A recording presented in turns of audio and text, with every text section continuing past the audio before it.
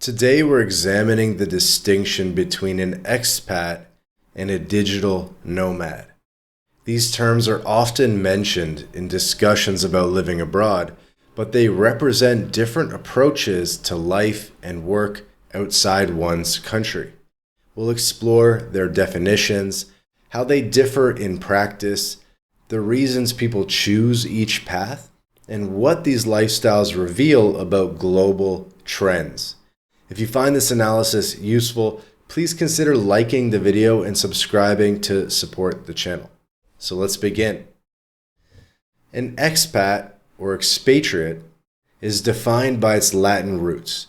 Ex means out of and patria means homeland. It refers to someone who resides outside their native country, typically for an extended period of time.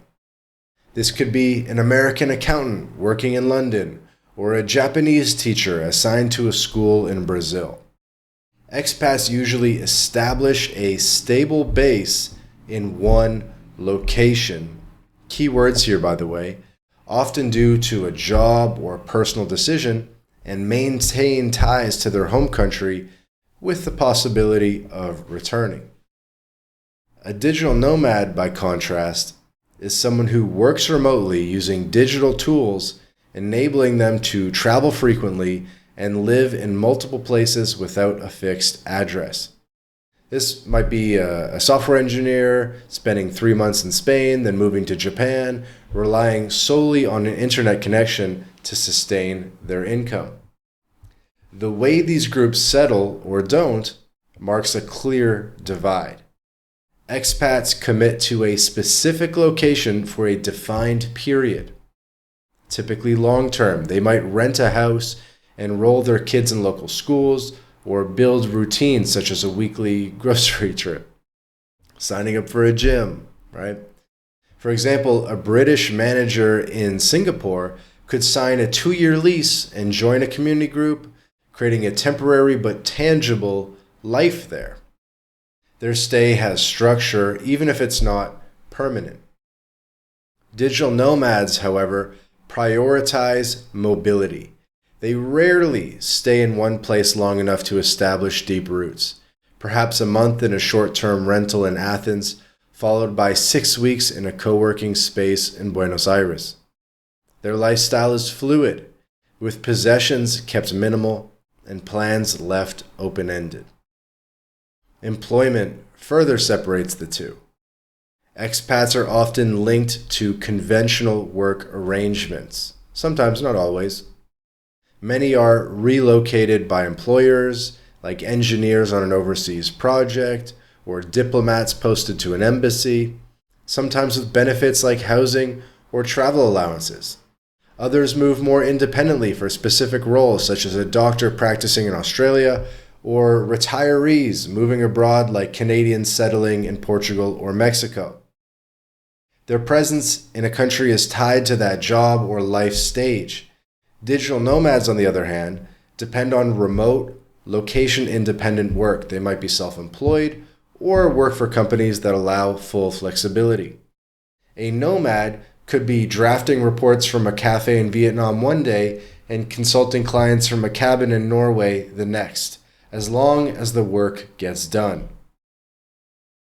Historically, the term expat dates back centuries, once describing exiles or intellectuals, like 19th century writers living abroad. By the 20th century, it shifted to professionals and retirees moving with a purpose, often carrying an air of privilege or opportunity. A digital nomad is a modern concept, emerging in the late 1990s and gaining traction with books like The 4-Hour Workweek and advancements in technology like high-speed internet, cloud computing, and platforms like Zoom. The first nomads, digital nomads, were outliers, coding from hostels in Southeast Asia. Now, entire countries like Georgia or Barbados offer visas to attract digital nomads, a concept that barely existed 10 or 20 years ago. Expat suggests permanence and integration, while nomads embody transience and adaptability. Let's consider some examples. An Italian marketing specialist moves to Shanghai for a 5-year contract, renting an apartment and learning basic Mandarin to navigate daily life. This is an expat. Compare that to a Dutch photographer who spends 2 months in Mexico, then 3 in South Africa, earning a living through online stock sales, a digital nomad. The lines can definitely blur. An expat might transition to remote work and start traveling, or a nomad might stay in one city for years. A US retiree in Ecuador could be an expat, while a young Canadian managing a startup from various European cities fits the nomad mold. Duration and intent shift the classification. Each path has its realities. Expats gain predictability, steady income, familiar neighborhood, long-term lease, longer social circle. But they face challenges: visa renewals, cultural adjustments, or distances from family. A German expat in Japan might enjoy the job but struggle with bureaucracy. Digital nomads enjoy unparalleled freedom, new experiences, no fixed schedule, but they contend with instability, unreliable internet, isolation, or the logistics of constant relocation. A nomad in Thailand might love the beaches but tire of repacking every few weeks. It takes time to find a good Airbnb, book a hotel, book a flight, and these are lost productive hours. Expats trade flexibility for security.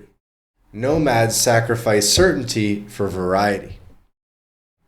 This distinction matters because both groups are growing. By March 2025, remote work has expanded significantly, with estimates suggesting millions now operate untethered from offices. Expats fill roles in global economies, think healthcare workers in the Middle East or educators in Asia, where nomads test the limits of work-life integration, influencing policies like Portugal's remote work visas or Thailand's long-term stay programs. Expats contribute to local systems, often paying taxes and shaping communities. Nomads often skim the surface, spending money but rarely anchoring. Together, they highlight a shift. Where we live no longer defines where we work or who we are. That's the breakdown of expat versus digital nomad. One chooses a home abroad with structure, the other embraces a life in motion. So what appeals to you? Settling in one place or roaming the globe? Share your thoughts in the comments below.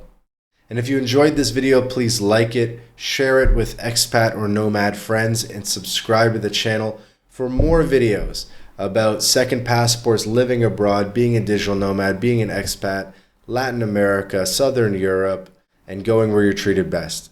Thanks for watching, and I'll see you in the next video.